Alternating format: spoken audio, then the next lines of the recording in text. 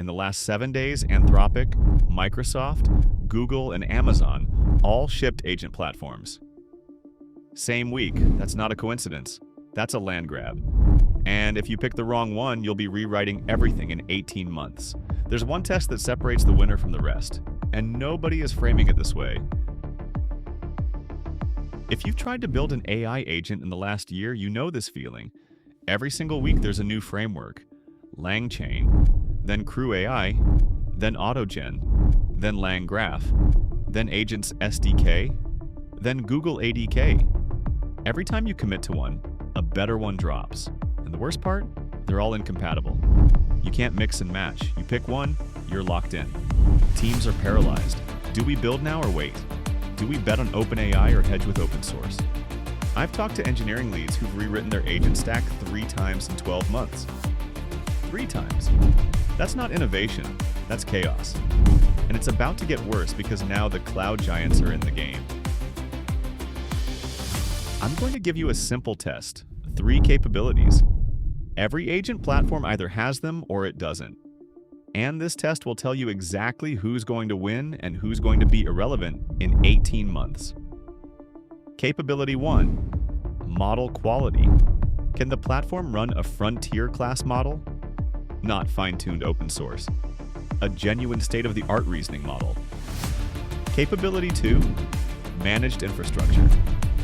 Does the platform host and run your agent for you? Sandboxing, scaling, crash recovery, all handled. Or do you build that yourself?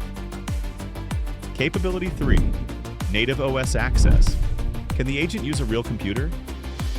Terminal, file system, browser, not just API calls. A real operating environment. 3 tests, write them down, because we're about to grade every major player.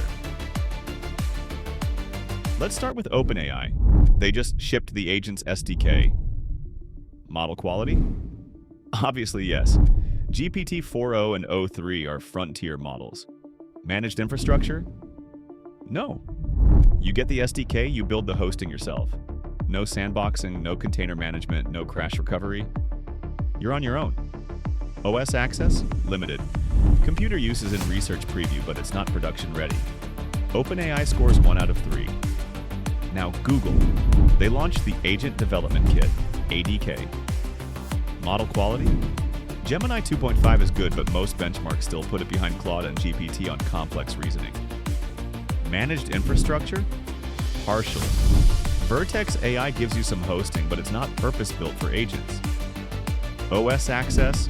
No. No native computer use. Google scores about 1.5 out of 3. Amazon Web Services. Bedrock Agents gives you access to over 100 models. That's the pitch. Model quality? Sort of. You get Claude through Bedrock, you get Llama, you get Mistral. But you're always one version behind, and the latest features aren't available on day 1. Managed infrastructure? Yes, actually. Bedrock handles hosting, scaling, and orchestration. But the configuration complexity is legendary. OS access? No native computer use. AWS scores about 1.5. Now the open source players. LangGraph gives you incredible flexibility and runs any model, but you build everything. CrewAI makes multi-agent simple, but it's a framework, not a platform. No hosting, no sandboxing. Both score about 1 out of 3. Great for experimentation, not for production without serious investment. Microsoft just shipped Agent Framework 1.0, and it's interesting. It's built on .NET, so enterprise developers love it. Model quality? Through Azure OpenAI, you get GPT models. Decent. Managed infrastructure? Through Azure, but it's enterprise-grade complexity. OS access? No native computer use. Microsoft scores about 1.5. Lots of enterprise credibility, but missing the agent native capabilities. Now let's zoom out. The AI agent market was worth $7.6 billion in 2025. By 2033, analysts project $183 billion. That's a 49.6% compound annual growth rate. Gartner says 40% of enterprise applications will feature AI agents by the end of 2026. That's why everyone shipped the same week. This is the next platform war. But here's the sobering number. 40% of AI agent projects fail. 4 out of 10. They fail not because the AI doesn't work. They fail because the infrastructure underneath breaks. That's the real battleground. Okay, so Anthropic looks like the frontrunner, but there's a massive vulnerability in their strategy that none of the launch coverage mentions, and it could be a deal breaker. Claude managed agents. Let's run the test. Model quality. Claude is the top performing model on most agent benchmarks. Check. Managed infrastructure. Purpose-built containers with sandboxing, crash recovery, state persistence.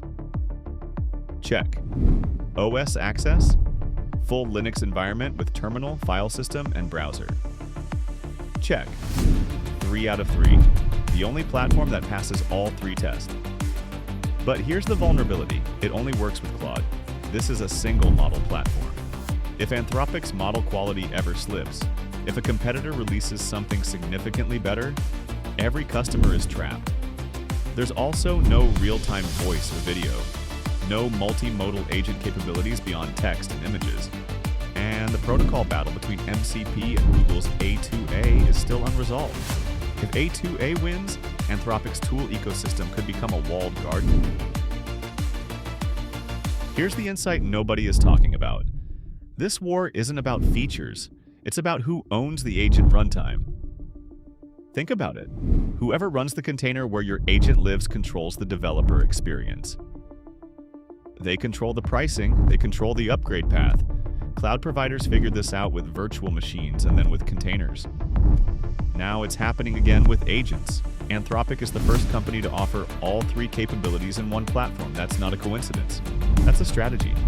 Own the runtime, own the developer. Now you have the 3-part test: model quality, managed infrastructure, OS access. Use it to evaluate any agent platform that comes out next month or next year. The landscape will change, but the test won't. If you want the technical deep dive on how Claude managed agents actually works under the hood, I made a separate explainer video. And if you want the honest cost analysis, dollar for dollar, I've got that too. Links below. This war is just getting started. Subscribe so you don't miss what happens next.